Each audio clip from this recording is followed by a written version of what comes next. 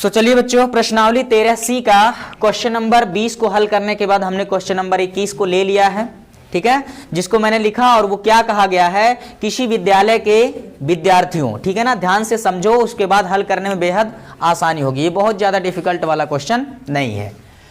किसी विद्यालय के विद्यार्थियों से एक आधार वाले बेलनाकार कलमदान, कलमदान का मतलब समझ रहे हैं, कलमदान का मतलब समझते हैं, कलम को रखने के लिए एक यंत्र उपकरण बनाता, जैसे टेबल ओबल पे आता है, वो आता है मार्केट से खरीद करके पेन को रखने के लिए, है ना। तो कलमदान जिसमें हम कलम को क्या कर सकते हैं, रखते हैं, ठीक है ना। तो एक बेलनाकार, एक आधार वाले बेलनाकार कलमदानों को गत्ते से बनाने और सजाने के प्रतियोगिता में भाग लेने के लिए कहा जाता है। जैसे आप सभी हो, आप लोगों से कुछ गत्ते दे दिए जाएं और आप लोगों से कहा जाए कि समान आधार वाले, ठीक है ना, समान आधार वाले बेलनाकार कलमदान आप लोग को बनाना है और सजाना भी है, ठीक है ना। प्रत्येक कलमदान को 3 सेंटीमीटर त्रिज्या, प्रत्येक कलमदान को कितना सेंटीमीटर, 3 सेंटीमीटर त्रिज्या और 10.5 या 10.5 सेंटीमीटर ऊंचाई का होना था। विद्यालय को उसके प्रतिभागियों को गत्ता देना होगा, विद्यालय को इसके लिए प्रतिभागियों को गत्ता देना था। यदि उसमें 35 प्रतिभागी हैं, कितने, 35 प्रतिभागी थे, तो विद्यालय को कितना गत्ता खरीदना पड़ेगा और बच्चों को देना पड़ेगा। कुल बात समझ में आ गया?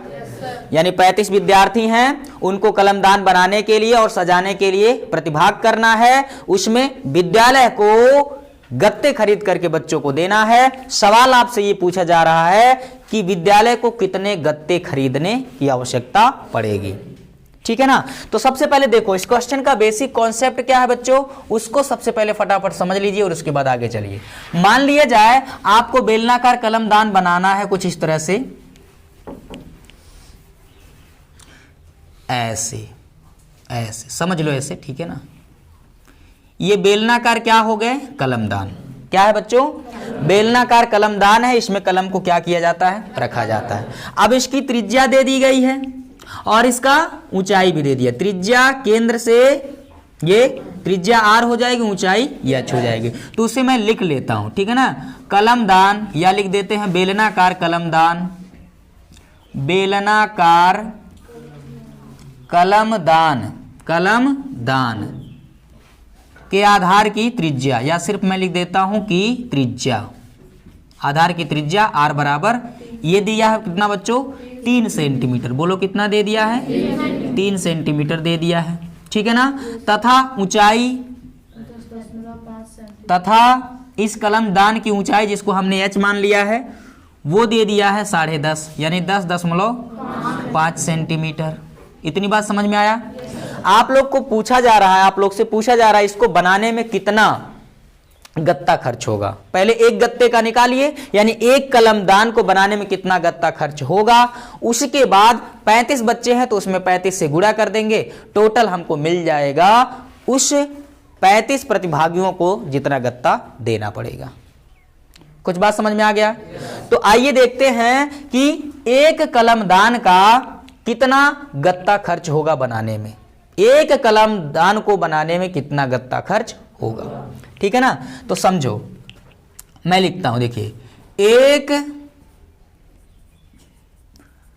कलमदान, कलमादान लिखा जा रहा भाई, एक कलमदान को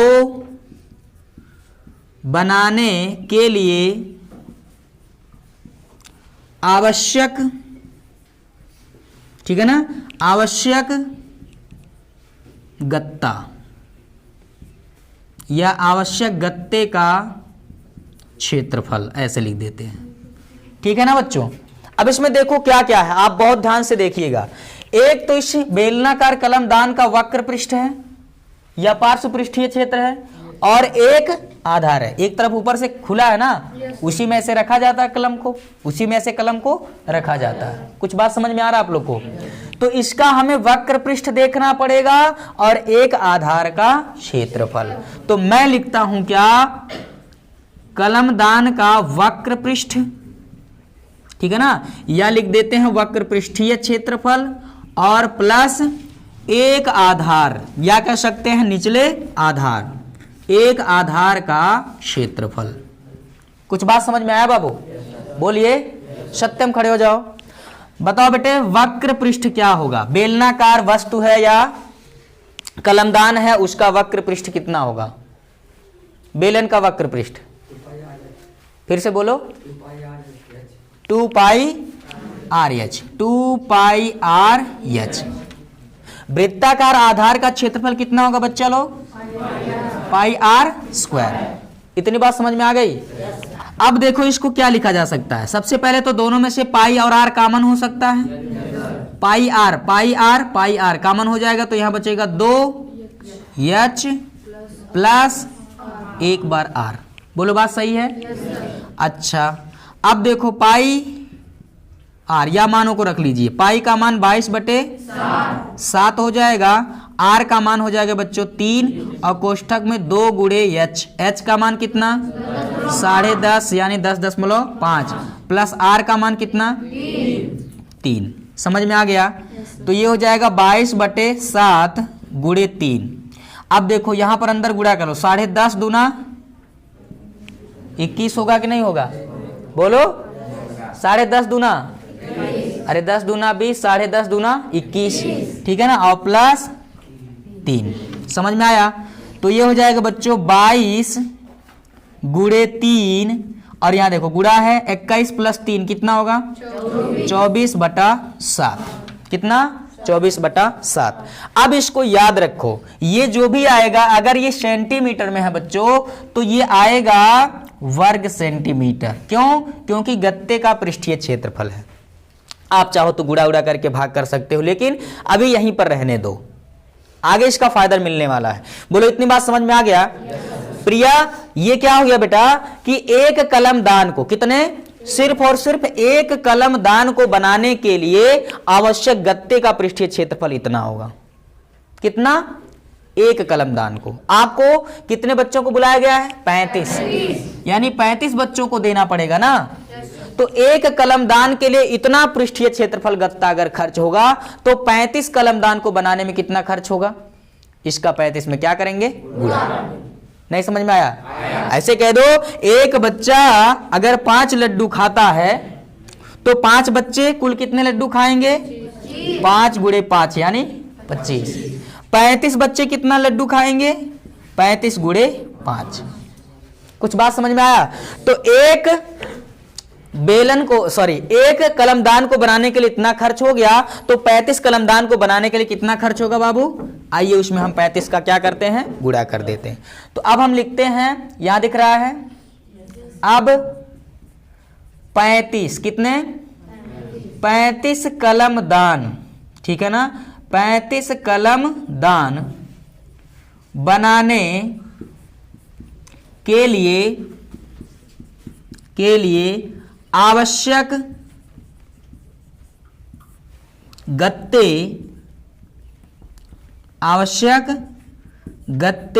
का कुल पृष्ठीय क्षेत्रफल। बाबू ये एक गत्ते का है, एक कलमदान का है। कितने कलमदान का? एक कलमदान का। हमको कितने कलमदान का निकालना है? 35 बच्चे हैं तो 35 कलमदान के लिए निकालना पड़ेगा। तो इसमें 2 गुणे 3 गुणे 24 और बटे में कितना? 7 है। इसमें हम गुणा कर देंगे किससे? बोलो किससे? 35 से गुणा कर देंगे। अब ये 7 आसानी से 7 से 35 कट जाएगा, 7 5 35। बोलो हो जाएगा? अब देखो बच्चों यहां पर थोड़ा सा देख लीजिए। देखो ये क्या है? 22 तिया 66, 22 तिया 66 और गुणे 24 में 5 का गुणा कर लो, 5 चौके 20 हो जाएगा। 5 दूना 10 और 2 12, 120 आ जाएगा। अब 66 में 120 का गुणा कर लो, 12 छक 72 को 2 7 हो गया, 12 छक 72 और 7 79, ठीक है? 1 0 बढ़ जाएगा। 7920 वर्ग सेंटीमीटर, 7920 वर्ग सेंटीमीटर।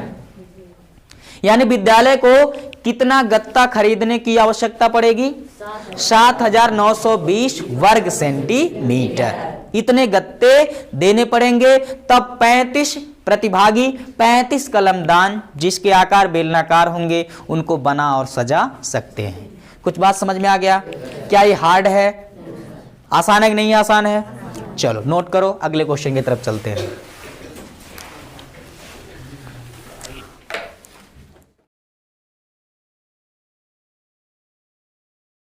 क्वेश्चन नंबर 21 पढ़ने के बाद अब हम आ जाते हैं क्वेश्चन नंबर 22 पे, जो कि कहा गया है एक बेलनाकार बर्तन है। क्या है? एक बेलनाकार बर्तन है जिसके आधार की परिधि 132, कितना दिया लल्ला? 132 सेंटीमीटर है और उसकी ऊंचाई 25 सेंटीमीटर है। तो इस बर्तन में कितने लीटर पानी आ सकता है? ठीक है ना। आपको अच्छे से मालूम है कि इस क्वेश्चन का बेसिक कॉन्सेप्ट क्या है। आपसे किसी भी बर्तन में, कोई भी बर्तन है, बेलनाकार है या किसी भी आकार का है, उसमें उतना ही लीटर पानी आ सकता है या उतना ही मात्रा में पानी आ सकता है जितना उसका आयतन होगा। ठीक है ना। तो आपको क्या करना है, बर्तन का आयतन निकाल लेना है। बर्तन का जितना आयतन होगा उतने ही उसमें पानी भरा जा सकता है। ठीक है ना। एक चीज और दिया गया है कि 1000 घन सेंटीमीटर बराबर 1 लीटर। अच्छा, किसी किसी बुक में ये 100 घन सेंटीमीटर भी दिया है। ठीक है ना। तो 100 घन सेंटीमीटर का ही 1000 घन सेंटीमीटर दे दिया है, तो उसमें कोई दिक्कत वाली बात नहीं। हम 1000 घन सेंटीमीटर बराबर 1 लीटर लेकर के चल रहे हैं और इसके हिसाब से क्या दशमलव का थोड़ा सा फर्क पड़ेगा। देखिए इस क्वेश्चन को हल करेंगे। मान लेते हैं हमारे पास एक बेलनाकार बर्तन है, कुछ ऐसे मान लो। ये छोटा सा मैंने बना लिया, इतना छोटा होगा नहीं और बड़ा होगा। ठीक है ना।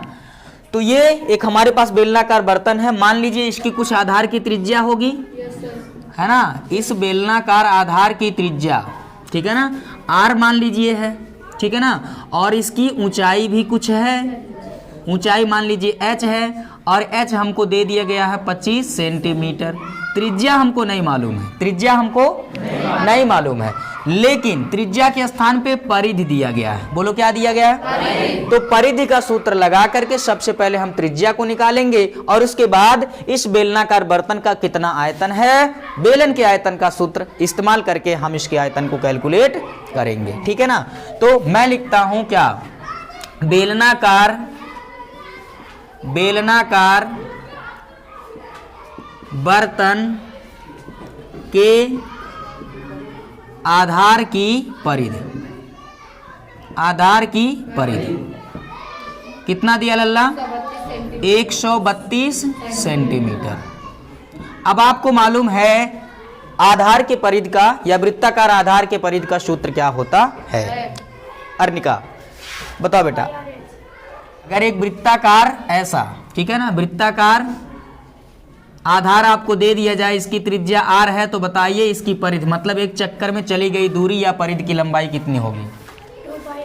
2 पाई r। एक्सीलेंट। मैंने आपको बताया था अगर किसी वृत्त की त्रिज्या r है, जब फूल से फूल मिलता है तो फूलों का हार कहते हैं, और किसी वृत्त की त्रिज्या r हो तो उसके परिधि को 2 पाई r कहते हैं। ठीक है ना। ये क्या है? परिधि।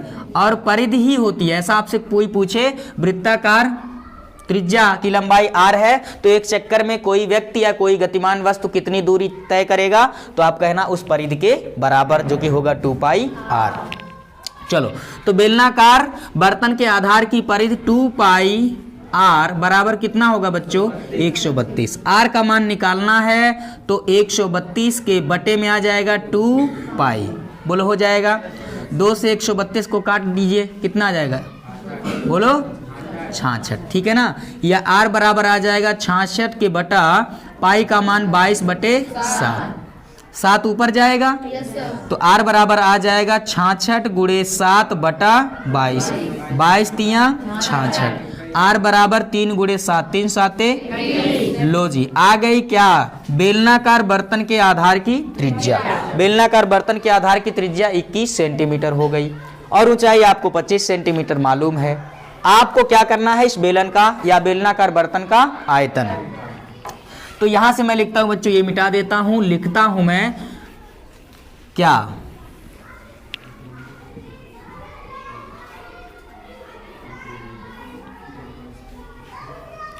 बेलनाकार बर्तन का आयतन। क्या बच्चों? आयतन। बेलनाकार बर्तन का आयतन अर्थात बेलन का आयतन, और बेलन के आयतन का सूत्र आपको मालूम है। रोहित खड़े हो जाओ। पाई आर स्क्वायर एच, ठीक है ना। बेलन के आयतन का सूत्र होगा पाई आर स्क्वायर एच, और पाई का मान 22/7 है। आर का मान अभी अभी हम लोगों ने निकाला जो कि कितना है 21 सेंटीमीटर, तो ये हो जाएगा 21 का स्क्वायर गुणे एच। एच कितना है बच्चों? 25 सेंटीमीटर, ठीक है ना। तो आ जाएगा 22/7, 21 का स्क्वायर 21 गुणे कितना 25। समझ में आया? और 21 7 से कट जाएगा, 7 तियां 21, ठीक है ना। तो 22 गुणे 21 तियां 63, 21 तियां 63, और गुणे कितना 25। समझ में आ गया? अब 22 का 63 में गुणा कर लो, 22 तियां 66 को 6 हो जाएगा, 6 बच गया, फिर 22 6 का 132, 132 में 6 जोड़ो 138, कितना 138, और गुणे अभी क्या है बचा 25। अब 25 का गुणा कर लो, 25 6 का 150 यानी 150 को 0 हासिल कितना 15, है ना। 25 वाटे 200, 200 में 15 जोड़ो 215 होगा, 215 को 5 लिखेंगे, बचेगा कितना 21। कितना बचेगा बच्चों?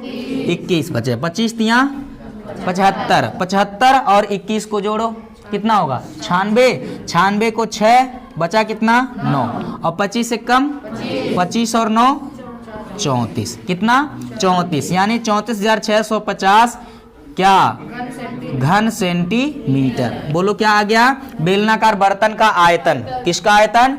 बेलनाकार बर्तन का आयतन, जो कि कितना है 34,650 घन सेंटीमीटर। क्या है? घन सेंटीमीटर। अब बच्चों घन सेंटीमीटर में न होकर के उसने लीटर में बदलने के लिए एक सुंदर सा संबंध दिया है, और इसने कहा है 1000 घन सेंटीमीटर बराबर 1 लीटर। तो यहीं से हम बात कर लेते हैं कि अगर दोनों पक्षों में हम 1000 से भाग कर दें, क्वेश्चन में ही देखो, अगर 1000 घन सेंटीमीटर बराबर 1 लीटर है, तो दोनों पक्षों में अगर हम 1000 से भाग कर दें तो यहां आ जाएगा क्या, 1000 से भाग करोगे तो 1 घन सेंटीमीटर बराबर इधर आएगा 1/1000 क्या लीटर। यानी 100 बात की एक बात कि 1 घन सेंटीमीटर को लीटर में कन्वर्ट करना चाहते हैं, बदलना चाहते हैं, तो 1 घन सेंटीमीटर के बराबर होगा 1/1000 लीटर। यानी 1000 से भाग कर दीजिएगा, जिसके बाद घन सेंटीमीटर किस में बदल जाएगा? लीटर में। कुलदीप समझ में आया?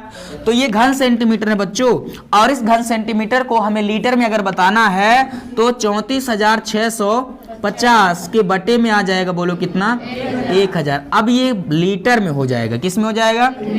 लीटर में। यहाँ 1000 कितना 1000 यानी 3 जीरो है, तो ऊपर वाली संख्या में दाहिने तरफ से 3 अंक गिनने के बाद दशमलव लग जाएगा। या भाग करोगे सामान्य तो वही आएगा बच्चा लोग। अगर यहाँ 3 जीरो है तो 1 2 3 अंक के बाद यहाँ दशमलव लगेगा, यानी 34.65, ठीक है। इतना लीटर होगा उस बर्तन का आयतन। अब बताइए क्या इसके लिए आपको बाहुबली बनने की जरूरत है? आसान है कि कठिन है? मुश्किल है कि सहज है? सहज है, ठीक है ना। चलो फटाफट स्क्रीनशॉट ले लो। अब हम चलते हैं क्वेश्चन नंबर 23 की तरफ।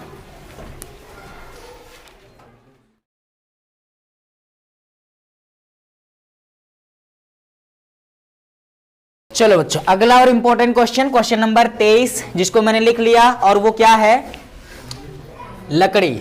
मैंने पहले क्या कह दिया था उसको? लड़की कह दिया, ठीक है ना। लकड़ी के एक बेलनाकार पाइप का आंतरिक व्यास 24 सेंटीमीटर है और बाहरी व्यास कितना है? 28 सेंटीमीटर है। इस पाइप की लंबाई जो है 35 सेंटीमीटर दिया गया है। हमें इस पाइप का द्रव्यमान ज्ञात करना है, जबकि 1 घन सेंटीमीटर लकड़ी का द्रव्यमान जो है 0.6 ग्राम के बराबर दिया गया है, ठीक है ना बच्चों।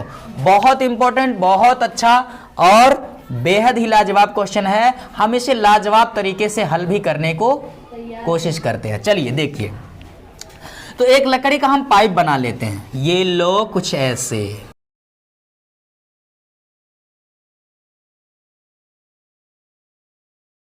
तो चलो बच्चों, बड़े मशक्कत के बावजूद मैंने एक सुंदर सा लकड़ी का बेलनाकार पाइप बना लिया है। पाइप लकड़ी का बेलनाकार क्या है बच्चों? पाइप। ऐसे समझ रहे हैं ना? ये अंदर से खोखला है और ये इतना मोटा है, ठीक है ना? अब देखो समझने की कोशिश करो, आंतरिक व्यास और बाहरी व्यास क्या है, ठीक है ना? आपको दिया गया है आंतरिक व्यास 24 सेंटीमीटर, तो हम इसकी निकाल लेते हैं आंतरिक त्रिज्या। आंतरिक क्या? त्रिज्या। आंतरिक त्रिज्या कुछ भी मान लो, मान लिया जाए क्या? R1 मान लें, बोलो। आंतरिक त्रिज्या R1 बराबर होगा बच्चों आंतरिक व्यास। आंतरिक त्रिज्या बराबर क्या? त्रिज्या व्यास का क्या होता है?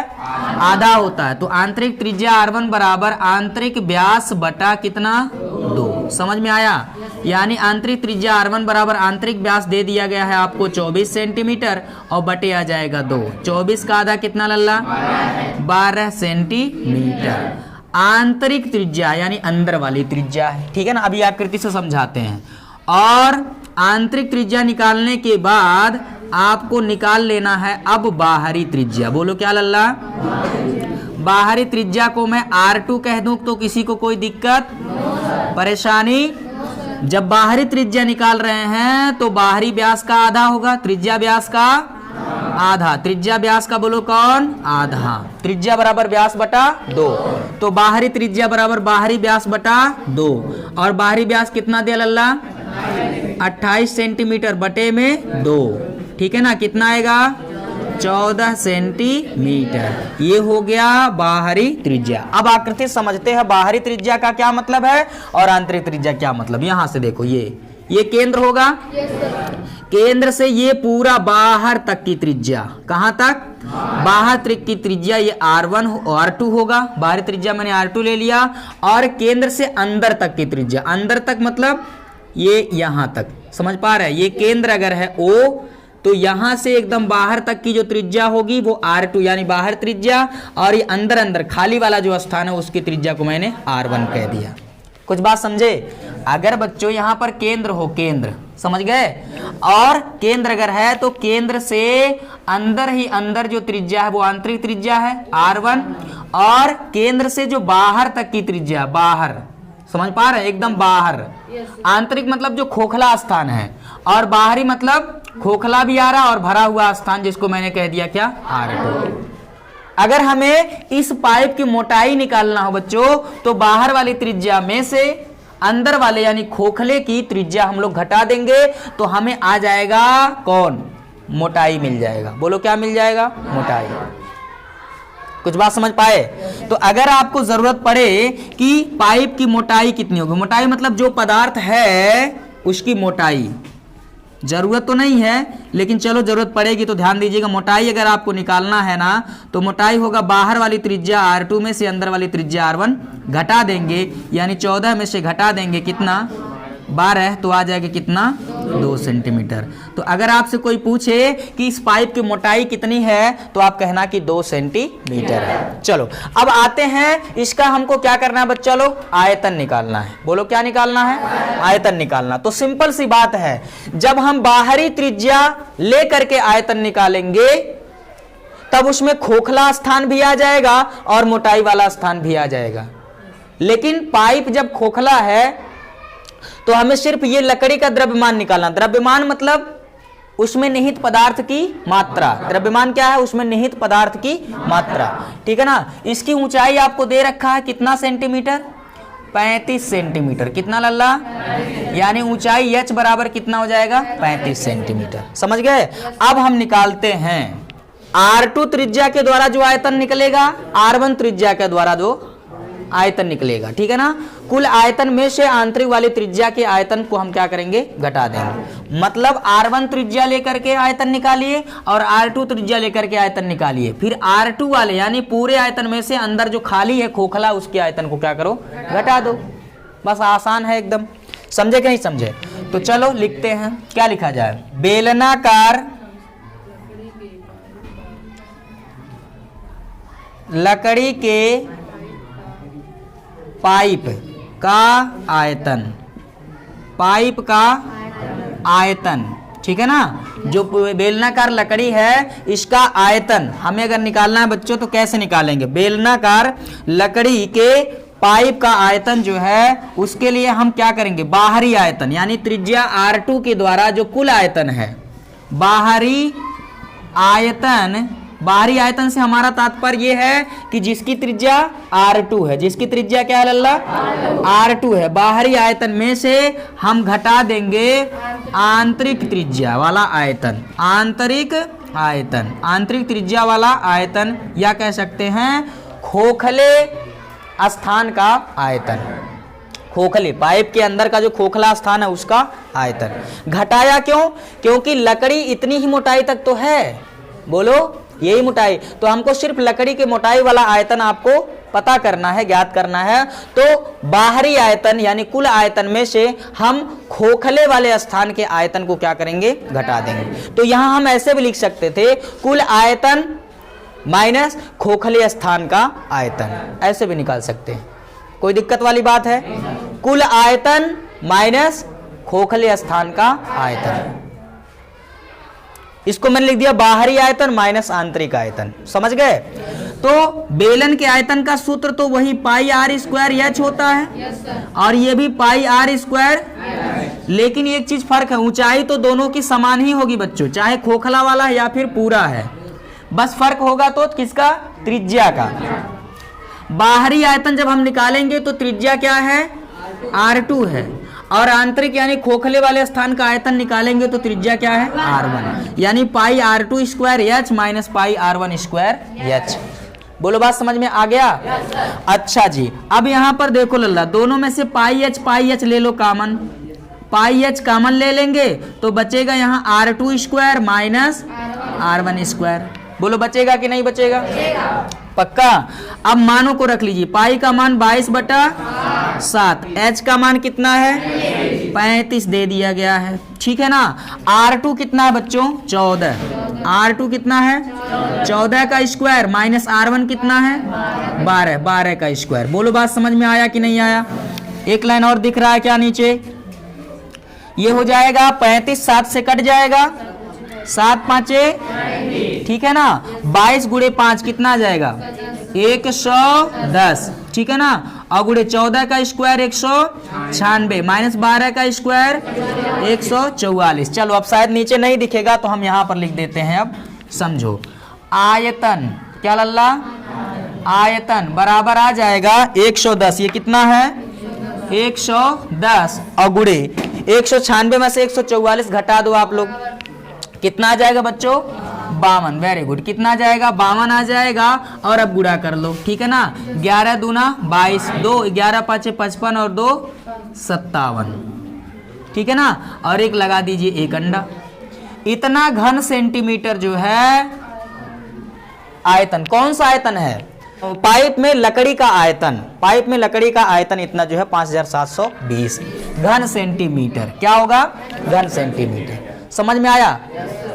अब आपसे दे दिया गया है 1 घन सेंटीमीटर बराबर, बोलो 1 घन सेंटीमीटर बराबर 0.6 ग्राम, यानी 1 घन सेंटीमीटर में 0.6 ग्राम होगा। तो हमारे पास इतने घन सेंटीमीटर है, इसमें 0.6 से क्या करना पड़ेगा, गुणा, ठीक है ना। तो हम लिख देते हैं, दिया है 1 घन सेंटीमीटर बराबर 0.6 ग्राम। समझे लल्ला? बोलो। तो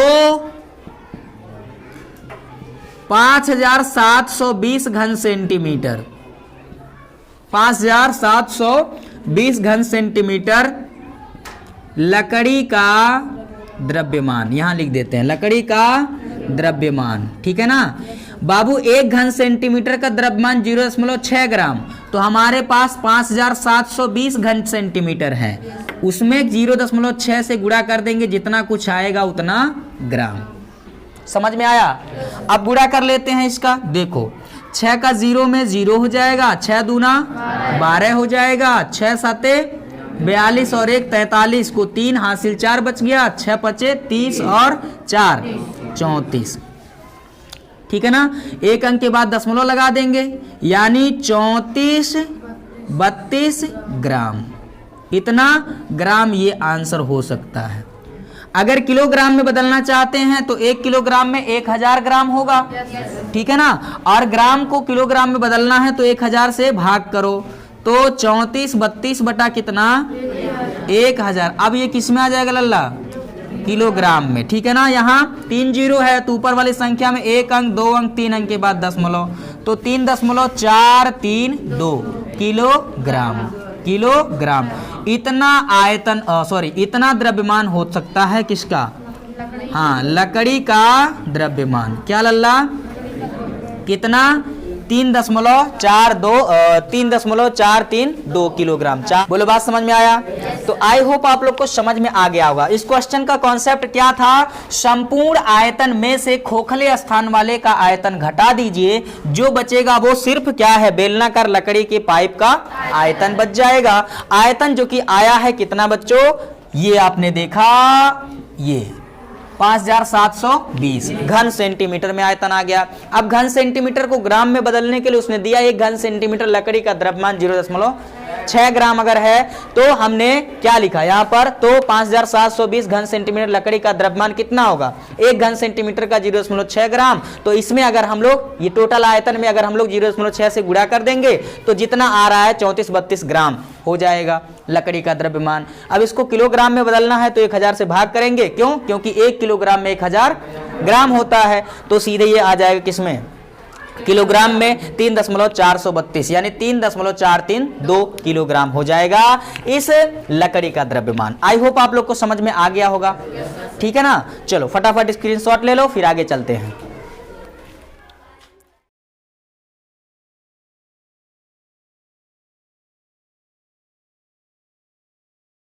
क्वेश्चन नंबर 23 को हल करने के बाद 24 नंबर का जो क्वेश्चन है उसको हम लोगों ने लिख लिया है, जिसमें क्या कहा गया है, एक सॉफ्ट ड्रिंक 2 प्रकार के पैकों में उपलब्ध है। सॉफ्ट ड्रिंक कितने प्रकार के, 2 प्रकार के पैकों में उपलब्ध है। पहला क्या है, लंबाई 5 सेंटीमीटर चौड़ाई 4 सेंटीमीटर वाले एक आयताकार आधार का टीन का डिब्बा है जिसकी ऊंचाई 15 सेंटीमीटर, ठीक है ना।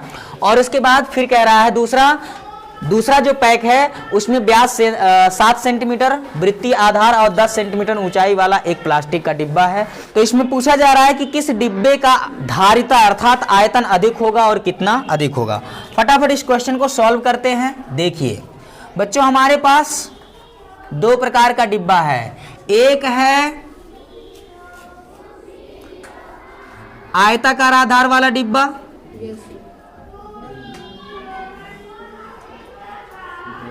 एक ऐसा डिब्बा है, ठीक है ना, और एक बेलनाकार आधार या कह सकते हैं वृत्ताकार आधार वाला एक डिब्बा है। समझ रहे हैं, एक ऐसा डिब्बा है, एक ऐसा डिब्बा, एक घनाभ के आकार का डिब्बा है और एक घन के आकार का, ठीक है ना। तो पहले वाले की आकृति ये है बच्चों और दूसरे वाले की आकृति ये है। इसकी लंबाई दे दिया गया कितना, 5 सेंटीमीटर, चौड़ाई भी दे दिया कि, तो आप क्या करना है, इसका आयतन निकाल लोगे। लंबाई चौड़ाई ऊंचाई है तो घनाभ का आयतन लंबाई गुणे चौड़ाई गुणे, और इसका क्या दिया है, व्यास, इसका क्या दिया है बच्चों, व्यास दे दिया है 7 सेंटीमीटर, कितना, तो इसकी त्रिज्या निकाल लोगे, 7 बटा कितना हो जाएगा 2 सेंटीमीटर।